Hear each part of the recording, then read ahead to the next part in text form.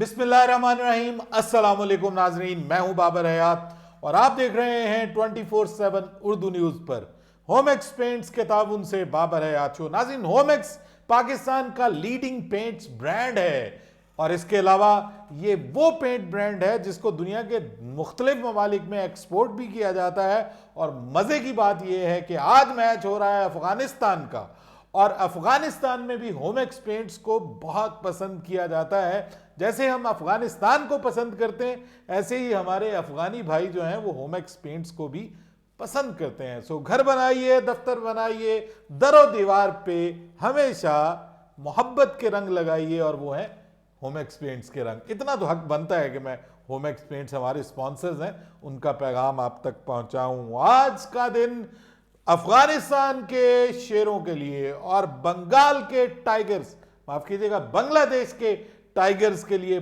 बड़ा ही इंपॉर्टेंट दिन है।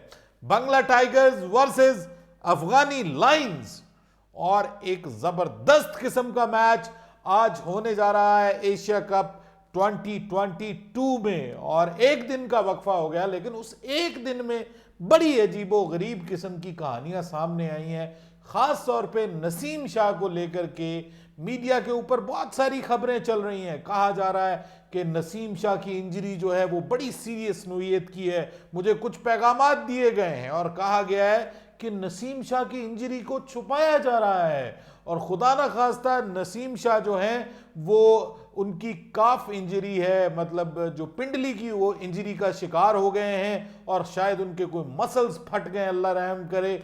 और इसके अलावा ये भी कहा जा रहा है कि वो तो इस मैच से पहले ही यानी इंडिया के खिलाफ मैच से पहले ही अनफिट थे और वो इंजेक्शन लगाकर मैच का हिस्सा बने थे।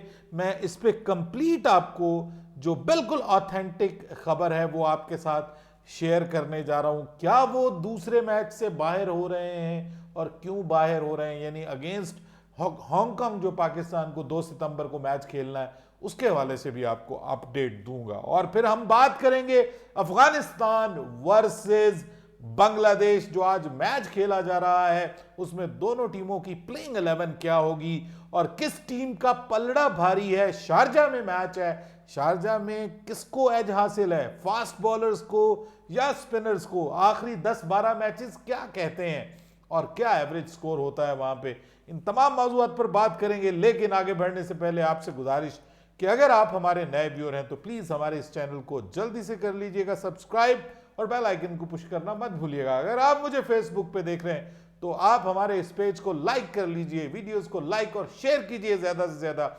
और खास तौर पे जिस मोहब्बत का मुझे जो इजहार किया है आपने फेसबुक पे हमारे पेज बाबर हयात शो पे जाकर, मैं कहता हूं मुझे यकीन नहीं आ रहा कि इतनी मोहब्बत आप लोगों से मिली। और खास तौर पर मेरे अफगानी भाई जो हैं, जो उन्होंने जब उनके मैच के ऊपर मैंने वीडियो बनाई और जिस तरह से उन्होंने मेरा शुक्रिया अदा किया, तो मैं अपने अफगानी भाइयों से ये कहता हूं कि मैं अफगानिस्तान को अपना दूसरा घर समझता हूं। मुझे मोहब्बत है अफगानिस्तान से।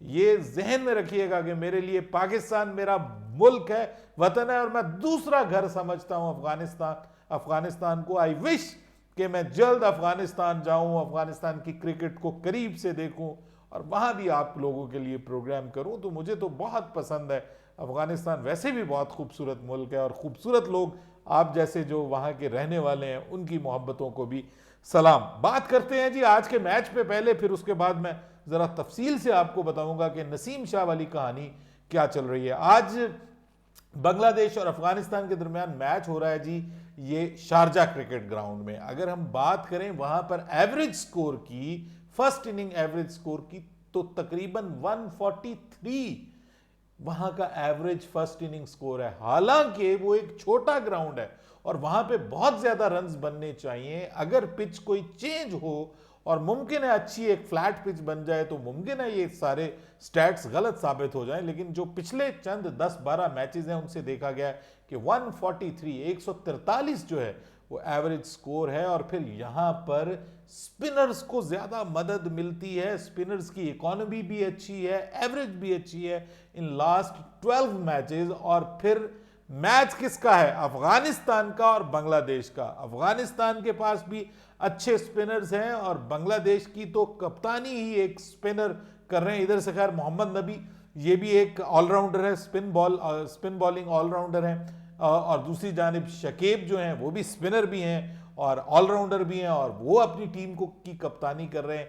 बांग्लादेश जरा बुरे से हालात से निकल के आ रहा है। रीसेंट टाइम में बांग्लादेश का रिकॉर्ड कोई बहुत अच्छा नहीं रहा है और खास तौर पे अगर हम बांग्लादेश वर्सेस अफगानिस्तान भी बात करें तो बांग्लादेश को 5-3 का एज हासिल है, माफ कीजिएगा अफगानिस्तान को बांग्लादेश पे 5-3 का एज हासिल है। इससे आप अंदाजा लगा सकते हैं कि अफगानिस्तान को बहरहाल बांग्लादेश पे एज हासिल है। लेकिन लास्ट सीरीज जो दोनों मुल्कों के दरमियान हुई थी वो दोनों के दरमियान 1-1 से बराबर हो गई थी। अब बात कर लेते हैं कि जनाब जो अफगानिस्तान के पास इस वक्त जो उनका प्लेइंग 11 बनने जा रही है वो ऑलमोस्ट अनचेंज्ड प्लेइंग 11 है, अनटिल और अनलेस खुदा ना खास्ता कोई खिलाड़ी अनफिट नहीं हो जाता। तो अफगानिस्तान की जो प्लेइंग 11 है बाय द वे उसमें फजलुल्लाह फारूकी जो हैं उनके ऊपर बड़ी गहरी नज़र है, ख़ास तौर पे जो ओपनिंग बल्लेबाज हैं बांग्लादेश के वो ख़ास उन पे नज़र रखे हुए हैं कि इनके जो सीमर्स हैं आजकल उमर गुले ने जाकर जो वहाँ पे गुल खिलाए हैं उसकी वजह से अच्छे खासे फास्ट बॉलर्स उनके सामने आए। स्पिनर्स तो उनके पहले ही काबू में नहीं आते थे। तो जो अगर हम प्लेइंग 11 की बात करें तो अफगानिस्तान ऑलमोस्ट अनचेंज्ड आएगा विद हजरतुल्लाह जाज़ई, रहमानुल्लाह गुरबाज, क्या कमाल की इनिंग उस दिन खेली थी। उसके बाद इब्राहिम जादरान और नजीबुल्लाह जादरान और फिर करीम जन्नत, इन्होंने कैच ड्रॉप कर दिया था, ये काम ठीक नहीं है। मोहम्मद नबी कप्तान, राशिद खान, उसके बाद अजमतुल्ला, उमर जई और नवीनुल हक, ये भी बड़े ज़बरदस्त आजकल दुनिया में इन है। मुजीबुर रहमान मुझे बहुत पसंद है, मुजीबुर रहमान क्या कमाल का बॉलर है। एंड उसके बाद फजल हक फारूकी। जबकि दूसरी जानिब अगर हम बांग्लादेश की प्लेइंग 11 के बारे में बात करें तो मोहम्मद नाइम और उसके बाद अनामुल हक दूसरे नंबर पे और फिर शाकिबुल हसन जो कि कप्तान है, उसके बाद अफीफ हुसैन और Mushfiqur Rahim the little master of Bangladesh. इन पे बड़ी उम्मीदें और इन्होंने काफ़ी अरसा हो गया कोई बहुत आउट क्लास इनिंग्स नहीं खेली। मुझे बहुत पसंद है, वैसे ये कमाल कैरेक्टर है। हालांकि इसने पाकिस्तान आने से इनकार किया था, दिल तोड़ा था, लेकिन उसके बावजूद भी being a player he is a wonderful character. उसके बाद महमूदुल्लाह, मतलब जिस लेवल की इनकी टीम है आई एम नॉट श्योर कि क्या हुआ है इनको और क्यों ये टीम नहीं चल रही, गुज़िश्ता कुछ अरसे से प्रॉब्लम्स का शिकार है। उसके बाद फिर साबिर रहमान और मेहदी हसन, इनके पास भी ज़बरदस्त बॉलर हैं जी, ऑलराउंडर मेहदी हसन भी है, मोहम्मद सैफुद्दीन है, उसके बाद नासूम अहमद है और मुस्तफ़ीज़ुर रहमान। सो ओवरऑल इनकी फास्ट बॉलिंग भी अच्छी है, स्पिनर्स भी इनके पास अच्छे हैं और मैं ये समझता हूं कि तगड़ा एक मुकाबला देखने को मिलेगा। वन साइडेड नहीं होना चाहिए, ठीक है। मैं मानता हूं मेरी जरा मोहब्बतें अफगानिस्तान के साथ ज्यादा हैं, लेकिन हमारे बांग्लादेशी भाई भी हमारे प्रोग्राम को बहुत पसंद करते हैं और वहां से भी मुझे मैसेजेस आते हैं। सो मैं ये समझता हूं कि मैच बराबर का होना चाहिए, जो भी टीम अच्छा खेले उसको जीतना चाहिए। लेकिन पिछली जो परफॉर्मेंस है उसकी बुनियाद पे अगर अफगानिस्तान कंसिस्टेंटली उस परफॉर्मेंस को कैरी करता है तो आई विश कि अफगानिस्तान ये मैच जीत जाएगा। लेकिन on the day let's see. बहरहाल इस मैच के लिए अफगानिस्तान को मैं सपोर्ट कर रहा हूं क्योंकि अफगानिस्तान को होमेक्स पेंट्स भी सपोर्ट करता है। बहरहाल ये तो मैच के बारे में मैंने आपको बता दिया, पूरी डिटेल्स बता दी। अब आ जाएं पाकिस्तान के हवाले से। पाकिस्तान का अभी फौरी तौर पे तो मैच नहीं है, 2 दिन छोड़ के पाकिस्तान को, बल्कि 3 दिन छोड़ के मैच खेलना है। लेकिन जब मैच नहीं था तो अजीबो गरीब किस्म की खबरें, मुझे किसी ने मैसेज किया कि बाबर भाई ये क्या सीन है, पता चल रहा है कि उस दिन इंजेक्शन लगाया हुआ था अपने नसीम शाह ने। देखिए ऐसी कोई बात नहीं है कि उसने इंजेक्शन लगा के खेला या उसके को बहुत ज्यादा सीरियस काफ इंजरी आई हुई है। इंडियन सोशल मीडिया पर ये खबरें बहुत ज्यादा गर्दिश कर रही हैं कि जो नसीम शाह है खुदा ना खास्ता वो पाकिस्तानी टीम से बाहर हो गए हैं, एशिया कप से बाहर हो गए हैं, अब वो आपको खेलते हुए नजर नहीं आएंगे सिर्फ इसलिए कि जरा मीडिया का दबाव ना बढ़े, पाकिस्तान क्या उसकी जो है वो इंजरी को छुपा रहा है, तो ऐसा कुछ नहीं है। माशाल्लाह माशाल्लाह नसीम शाह इस वक्त फिट हैं। He is even available for second match against जो हांगकांग 2 सितंबर को होना है, अभी दिन बाकी हैं, और वो भी ठीक हैं और मोहम्मद रिजवान भी ठीक हैं। सो ये जो लोग सोच रहे हैं, जिन्होंने ये झूठी मूठी खबरें फैला रहे हैं ना कि वो बीमार हो गए हैं और वो उनके साथ इंजरी है, खुदा ना खास्ता टूर्नामेंट से बाहर हो रहे हैं, उनको मिर्चें और नमक एक साथ लगेगा और मजा आएगा उनको, क्योंकि उनको तकलीफ पहुंची है इस चीज से कि जो झूठी खबरें फैला रहे हैं उनको, उनके साथ जो इंडिया की टीम के साथ जो किया है ना, वो कुछ लोगों से हजम नहीं हुआ। हालांकि इंडिया में जितनी तारीफें नसीम शाह की गई हैं, एक नया कल्चर नजर आ रहा है। पाकिस्तान में इंडियन टीम की तारीफें हो रही हैं, वहां पाकिस्तानी टीम की तारीफें हो रही हैं, लेकिन बीच में कुछ ऐसे जिसको आप कहते हैं ना कि जिनको कीड़े टिकने नहीं देते, वो आते हैं बीच में नफरत फैलाने के लिए। तो नफरत मत फैलाओ, झूठी खबरें मत फैलाओ, ऐसा कोई सीन नहीं है।